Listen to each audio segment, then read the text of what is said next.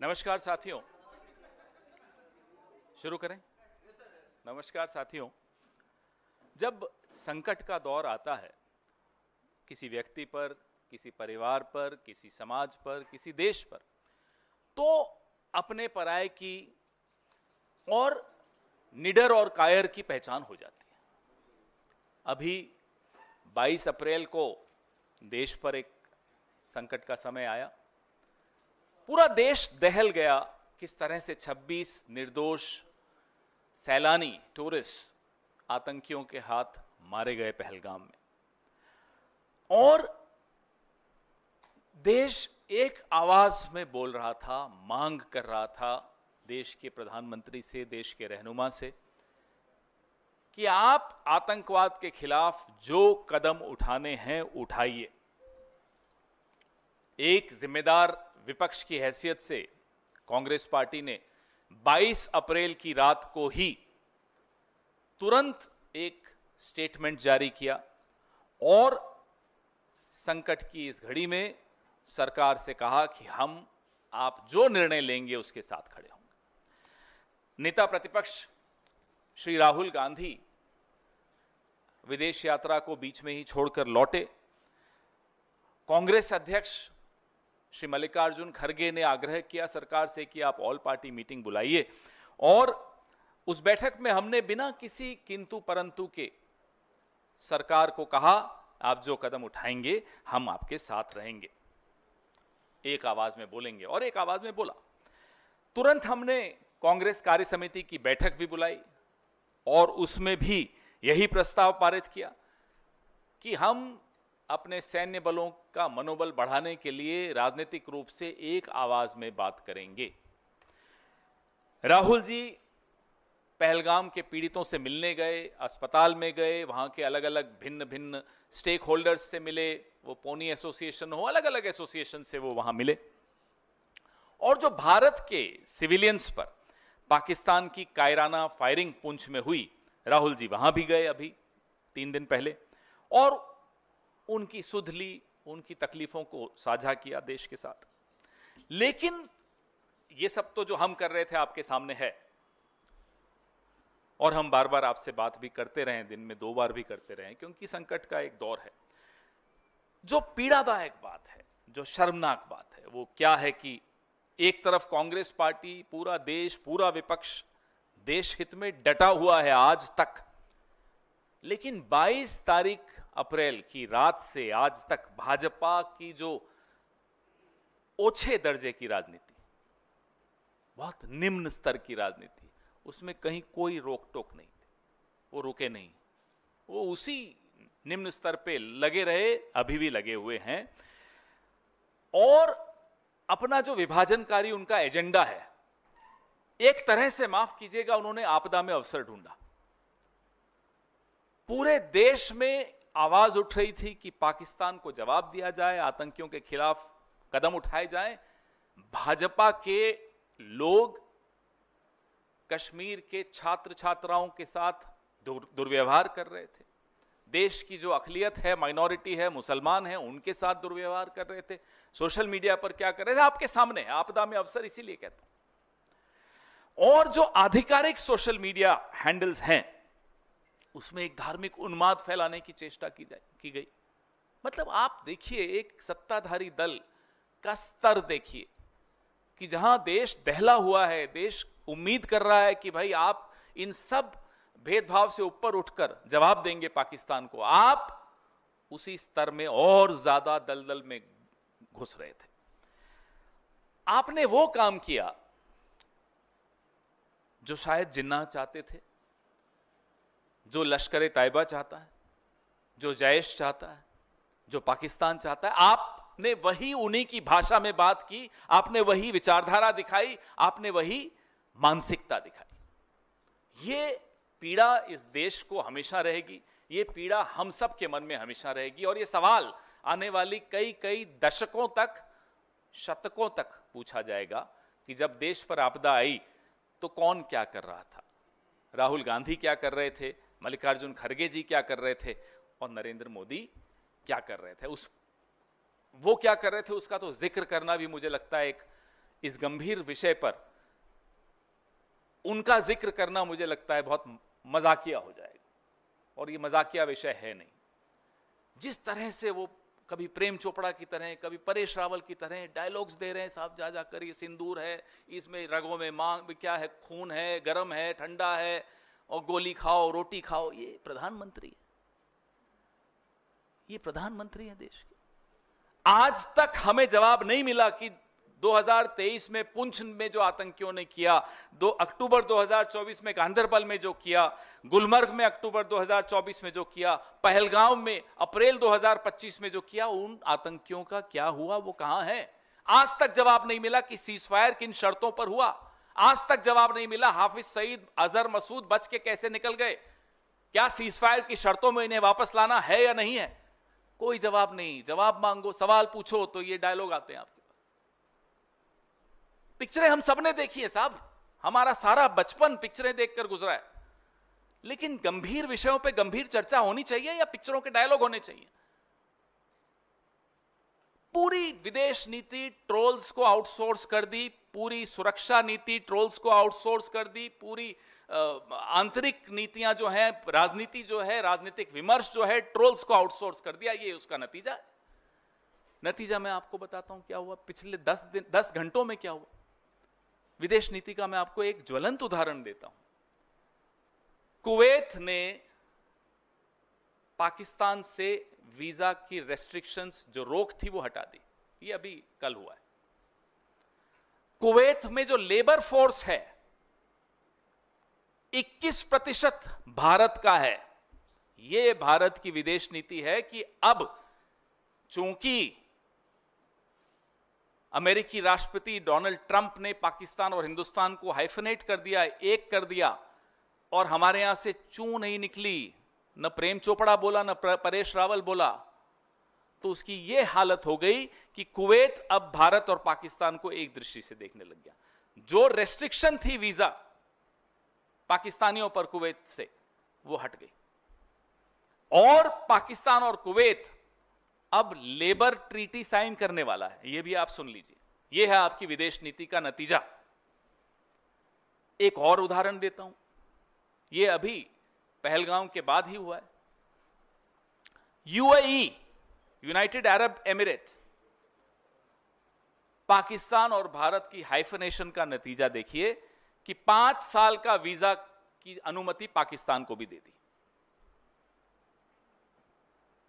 यह स्थिति अब हमारी विदेश नीति की हो गई है। हम रोज कह रहे हैं, पिछले 1 महीने से कह रहे हैं कि साहब, एक नेपाल और भूटान तक नहीं बोला जब भारत पर संकट आया। किसी एक देश ने पाकिस्तान को आतंकी देश नहीं बोला। हमारी जुबान अकेले हम बोलते रहे, हमारी बात में बात नहीं मिलाई किसी ने। ये विदेश नीति की कमजोरी नहीं है तो और क्या है? 22 फरवरी 1994 में एक सर्वसम्मति से प्रस्ताव पारित हुआ था पीएको को लेकर। आज इस बात को 31 साल हो गए, और इस 31 सालों में बहुत कुछ बदला है, बहुत कुछ हुआ है, लेकिन जो मई 2025 के इस द्वंद्व में मालूम पड़ा, वो बहुत चिंता का विषय है कि कैसे चीन और पाकिस्तान एक होकर टेक्नोलॉजी के माध्यम से एक होकर आए, एक होकर दिखे। इससे ज्यादा खौफनाक और क्या हो सकता है कि हम इसके लिए तैयार नहीं हैं। हम इस बात को एड्रेस नहीं कर रहे क्योंकि ट्रोल्स को समझ में नहीं आता। सब कुछ तो ट्रोल्स निर्णय लेते हैं। हमारी नीति क्या है, हम इसका कैसे जवाब दे रहे हैं? हम हाइफनेशन होने दे रहे हैं, हम अलग थलग होते चले जा रहे हैं विश्व समुदाय में। अभी कल ईरान ने खुलकर पाकिस्तान को बोला, और ये वही ईरान है जिसके खिलाफ आपके ट्रोल्स टीवी पे, जिनको ये लोग भेजते हैं एक्सपर्ट बना बना के, आपने देखा पिछले 1 महीने में उस एक ट्रोल नहीं, अनेक ट्रोल हैं, ईरान के ऊपर कितनी भद्दी टिप्पणियां की। ये वही ईरान है जिसमें दशकों की मेहनत सरकारों ने की, कांग्रेस की सरकारों ने की और सरकारों ने की, कि आज भी वो पाकिस्तान को खुलकर उसने चुनौती दी कि आप आतंक को शरण देते हैं।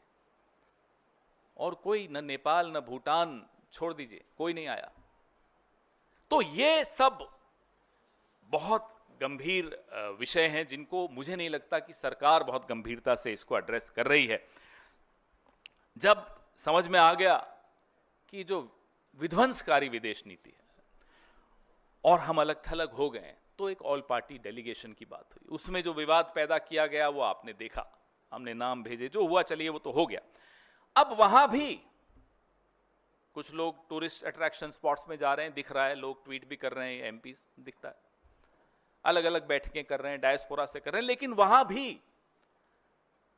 कांग्रेस के विपक्ष के सांसद क्या कर रहे हैं, कैसे भारत का पक्ष रख रहे हैं, वो आपके सामने है। और पक्ष के सांसद, मैं उस व्यक्ति का नाम भी नहीं लेना चाहता, रोज एक जहरीला झूठा ट्वीट करके वहां भी कांग्रेस पर हमला किया जाए। मिसाइल पाकिस्तान पर दागनी थी, विपक्ष पर नहीं।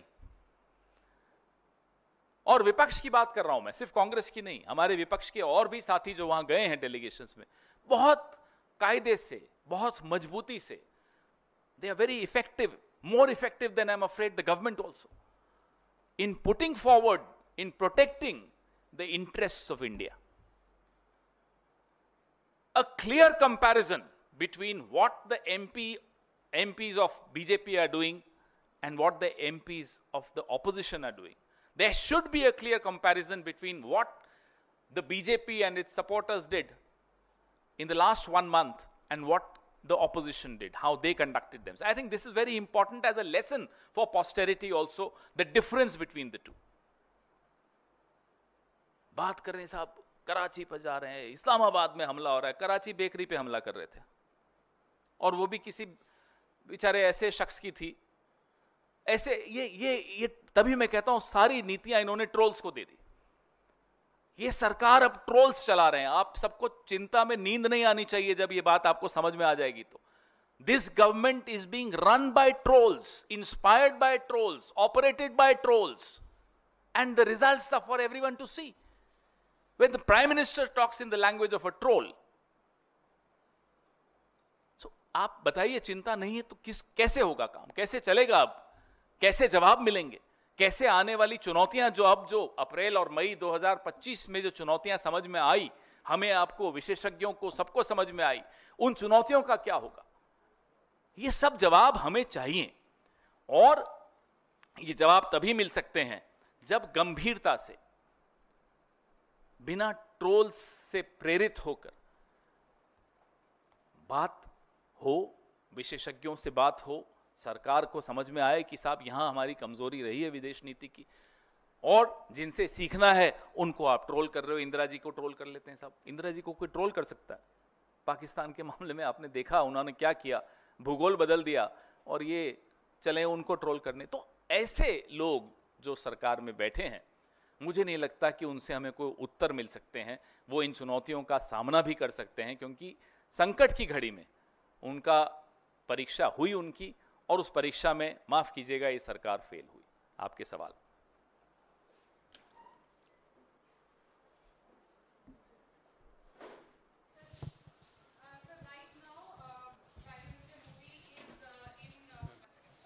Gujarat road show. He's in Gujarat and he has made certain comments saying that इस बार सारी व्यवस्था थी ताकि हमारे घर कोई सबूत ना मांगे. We demolished all targets in front of camera so that no one inside India asked for evidence. यही हल्की राजनीति. This is what we say. This is what we mean when we say that very low level politics, and that too straight. Troll in chief, divider in chief, the Prime Minister. अब ये troll की भाषा नहीं है तो क्या है? आपने तो खुद साबित, हमने नहीं, आपने नहीं, प्रधानमंत्री ने खुद साबित कर दिया जो अभी मैंने कहा. This is the language of a troll. आपने सीज फायर क्यों किया? बताइए, जब पूरा देश आपके साथ खड़ा है. 3 दिन और फौज को मिल जाते, सबूत छोड़िए, कोई कुछ नहीं मांगता. पाकिस्तान पानी मांग रहा होता आपसे. क्या किया आपने? वो 3 दिन अगर आप और दे देते, आपने दबाव में आकर सीज फायर किया, उसका जवाब देने की बजाय ये डायलॉग। पवन सर, मेरा सवाल आपसे ये है, कल कंसल्टेटिव कमेटी एक्सटर्नल अफेयर्स की मीटिंग हुई जिसको खुद विदेश मंत्री ने जो है वो चेयर किया, और ये बात सामने आ रही है कि उस मीटिंग के अंदर जब ये सवाल आया कि राहुल गांधी ने पूछा है कि बताया गया था क्या पाकिस्तान को, तो वहां से उन्होंने ये जवाब दिया कि इस बात को बार बार पूछना और उसको पूछना भी भाई एक तरीके का अपराध है। अब अगर इस तरह की बात करनी है, सारी परंपराओं को तोड़ते हुए, एस जयशंकर ने जो बाहर आकर स्पिन डॉक्टरिंग करने की कोशिश की, अगर हम भी परंपराएं तोड़ने पर आ जाएं, तो अंदर उन्होंने क्या बोला था अगर बाहर आ जाए, शक्ल दिखाते फिरेंगे, छिपाते फिरेंगे। चुनौती देते हैं हम, आइए बाहर आके बोलिए, अच्छी बात नहीं है ये। अंदर क्या हुआ अगर हम बताएं कि जयशंकर जी ने अंदर क्या बोला, सरकार में शायद कोई भी मुंह दिखाने के काबिल नहीं रहेगा, लेकिन हम नहीं बोलेंगे क्योंकि हम परंपराएं समझते हैं, कन्वेंशंस का रिस्पेक्ट करते हैं, we respect those conventions. What happened inside if we were to expose, not a single minister in the cabinet will be able to show his face or her face, but we will not do that because we believe in conventions, we respect these democratic conventions. But Mr. Jaishankar alias JJ should also avoid becoming a spin doctor. I mean, he is known for a lot of things which he should not be known for. Now, one more addition is that he is also a spin compounder. I wouldn't even say spin doctor. Sir, प्रधानमंत्री ने अभी गुजरात में ये बोला है कि 1947 का reference draw करते हुए कि if that time we had listened to Sardar Patel and kept fighting till we have got back POK, things wouldn't have been wrong. He has no idea of history, geography, entire political science, basic democratic courtesies. Why are you even quoting him? Why do you even take him seriously? What were his ideological forefathers doing in 1947? They were criticizing Sardar Patel. They were burning his effigies in that era. They were making cartoons of Sardar Patel, Pandit Jawaharlal Nehru, Subhash Chandra Bose, Mahatma Gandhi. The famous cartoon of a Ravan with 10 heads. So, don't take the Prime Minister seriously. I don't think his cabinet takes him seriously. I don't think the RSS takes him seriously. I don't know why you keep quoting him. पवन जी, थोड़ा देश के भीतर का दो सवाल हैं। पहला तो ये कि जिस तरीके से प्रधानमंत्री ऑपरेशन सिंदूर को लेकर वो प्रचार प्रसार कर रहे हैं, लेकिन अब मणिपुर की याद नहीं आ रही है। मणिपुर में वहाँ के जो गवर्नर हैं उनको इम्फाल एयरपोर्ट से अपने घर तक आने के लिए हेलीकॉप्टर का इस्तेमाल करना पड़ा। मणिपुर अभी भी जल रहा है। इस पर कांग्रेस पार्टी की शर्मनाक बात है कि गवर्नर भी सुरक्षित अपने आप को महसूस नहीं कर रहे। राष्ट्रपति शासन की ये हालत है वहाँ, ये स्थिति है वहाँ मणिपुर में, और प्रधानमंत्री 2.5 साल होने वाले हैं, मणिपुर नहीं गए। हम लोग कई बार हो आए, राहुल जी कई बार हो आए, खरगे जी हो आए। मरहम लगाने की जरूरत होती है। देश का अपने आप को राजा समझते हैं, अलग अलग वेशभूषा में, दिन में 4 बार नए नए कपड़ों में दिख रहे हैं। आजकल फौज की भी ड्रेस में उनकी होर्डिंग्स लगी हुई हैं। ये प्रधानमंत्री हैं कि आप मरहम लगाने मणिपुर नहीं जा पाते और यूं दिन भर डायलॉग दे रहे हैं, रगों में खून, रगों में सिंदूर, सिंदूर ठंडा, खून गरम, खून ठंडा, सिंदूर गरम। क्या है ये? मजाक बना रखा है इस पद का। कोई मर्यादा है या नहीं इस पद की? इस पद के साथ जिम्मेदारियां जुड़ी हैं, डायलॉग बाजियां नहीं जुड़ी हैं। और उन जिम्मेदारियों में मणिपुर जाना भी लिखा है, जख्मों पर मरहम लगाना भी लिखा है। अपनी जिम्मेदारियों से बिल्कुल दूर भागने वाला व्यक्ति दिन भर, मुझे लगता है ये 18 घंटे में से 17 घंटे डायलॉग्स की प्रैक्टिस करते हैं और 1 घंटा बोलते हैं।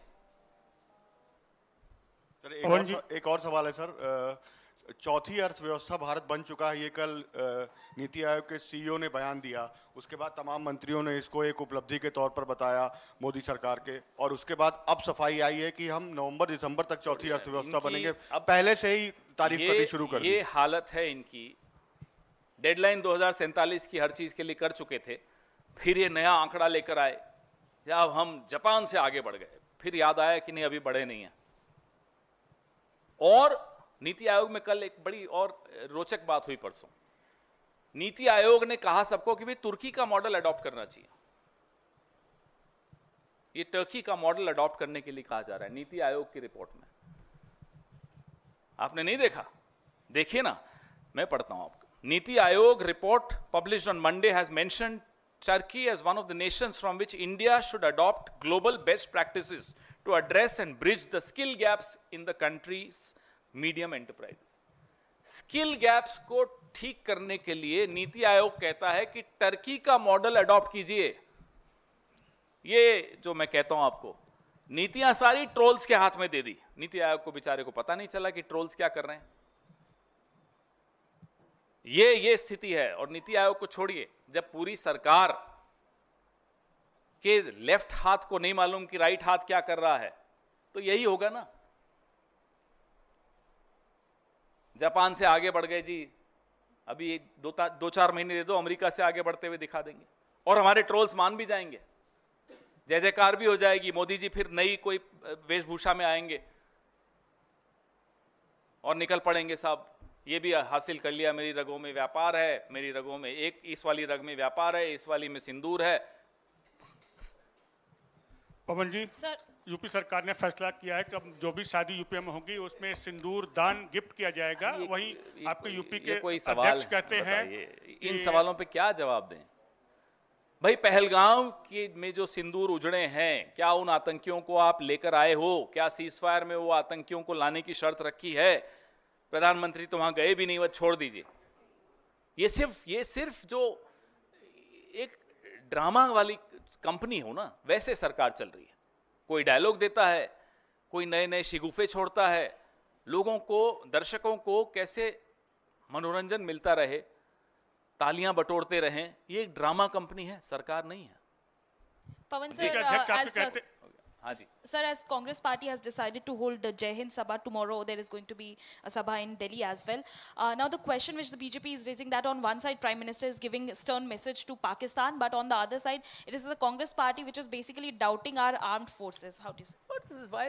Why do they keep hiding behind the armed forces? Armed forces have done their job. They could have done more if we had given them time. The government did not give them time enough. Government rushed into a ceasefire. The questions are being asked to the government, and the government is so afraid of responding to those questions that they'll hide behind the armed forces. You give them 2 more days and see what the armed forces are capable of achieving. But we'll ask questions to the political leadership. We have a brave army and a coward as a prime minister. We have a very brave forces, but a very, very coward kind of a government. So we have every right, and it's our duty to ask questions to these cowards who are occupying important positions in government, Prime Minister and others. Pawan sir, Brijbhushan Sharan Singh को कल अदालत से राहत मिल गई है इस मसले पर आपको हैरानी हो रही है? उन्हें भी हैरानी नहीं हुई।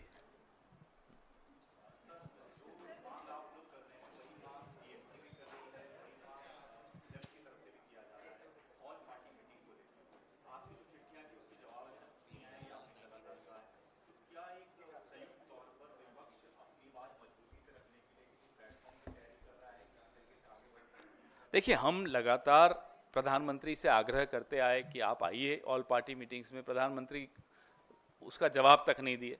ये तो इस व्यक्ति का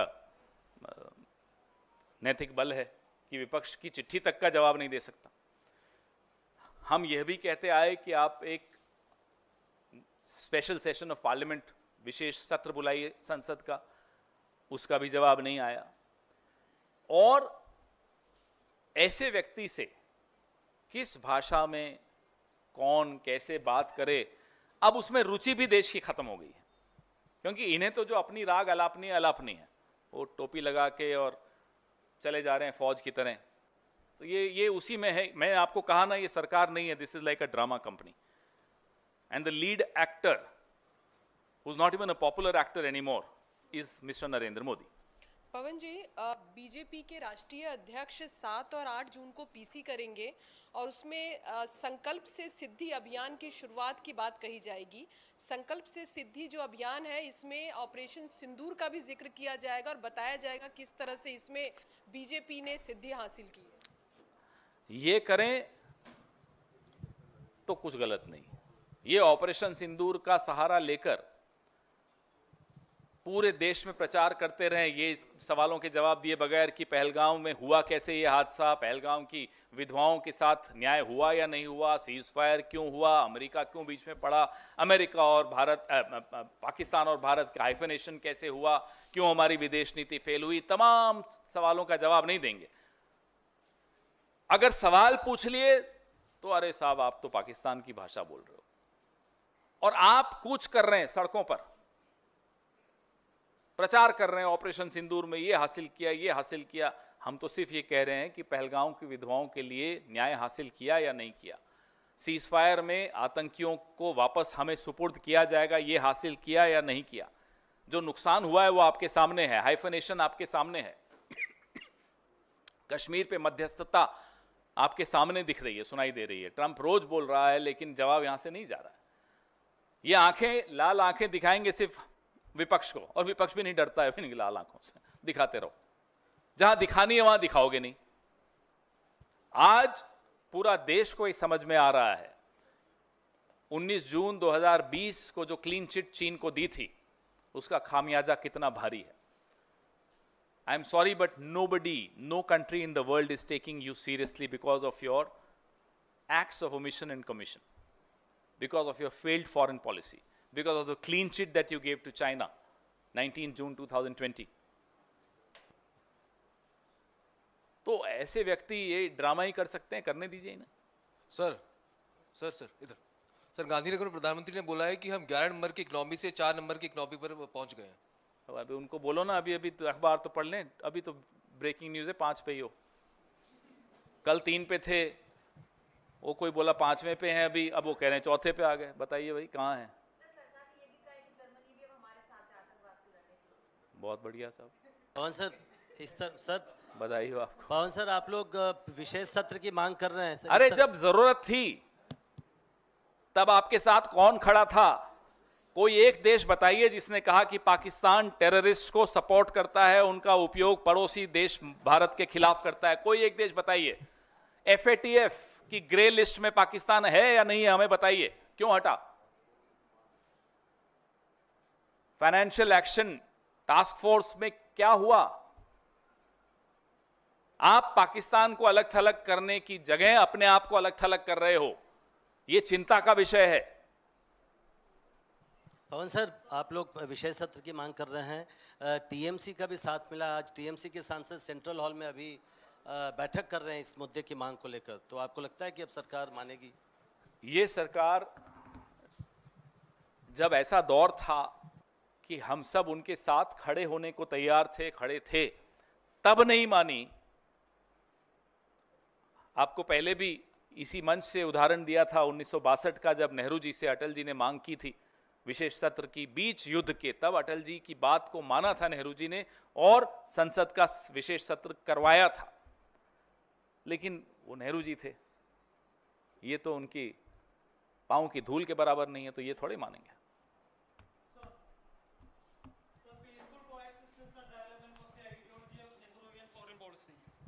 After 60 years, do you think we deviated from that?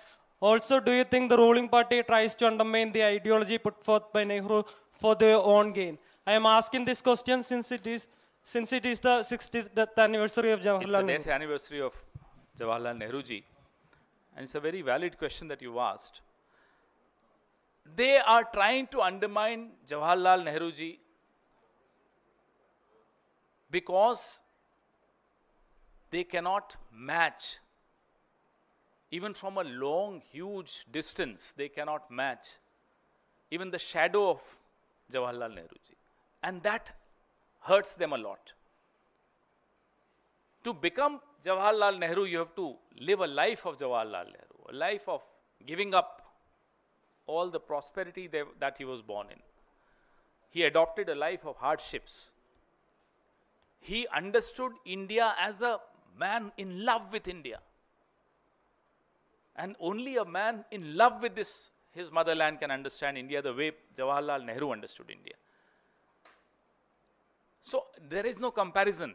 There is, I mean, I would hate myself if I start even comparing the two. They can't be compared, I'm sorry.